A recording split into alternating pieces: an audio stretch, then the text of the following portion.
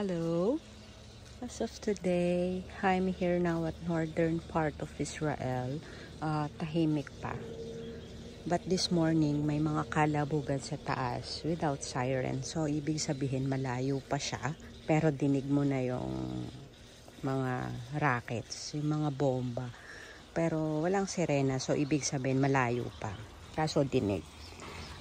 Yan. Maliwalas pa. Maliwalas ang kapaligiran. Yan. So, okay pa. Wala pang sa ngayon as of 9:10 in the morning. Yan. Tahimik pa. And yun. So far sana ganito lang para hindi ninenervyos ang mga bakla, ang mga tao. So, yun. And para hindi rin nag-worry yung mga families natin from Philippines. So, hindi nakatulog ng maayos last night. Gawa nga ng syempre.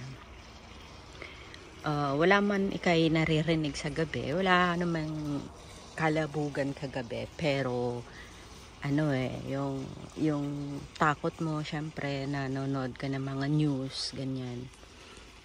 Puro, laman ng balita is, yan. Yung nangyayari ngayon sa Israel. Pero ito, sa northern part, it's, tahimik pa. This morning, may mga konting, kalabugan. Pero, they manage naman daw. Siyempre, yung interceptor, yung Iron Dome, na-intercept niya yung mga rockets na pumapasok. So, yun yung maingay. Tapos yung maingay na yan, yung pool. Kulang na siya ng tubig. So, kailangang kargahan ng tubig. I'll do it later pagkatapos ko magkape. Kakape pa ako. At hindi ako nakapagkape na maayos kanina umaga. Ayan, so coffee is life. Nagpapalpitate ka, nakakakape mo. Diba? Para syempre, nakaka-relax pa din. Para sa akin, nakaka-relax pa din magkape. So, yun lang. Yun lang for now. Pray for Israel. Kasi, ayon sa balita, nasa 1,800 ang mga nasaktan. Kasi last night talaga nagpaulan sila central part of Israel sa may bandang Tel Aviv area. So, sirens, rockets all over Israel kagabi. Tapos, si Prime Minister nag-declare na siya ng war. Kasi, syempre, nangyari kahapon, it's a surprise attack from Gaza. So, si Hamas is,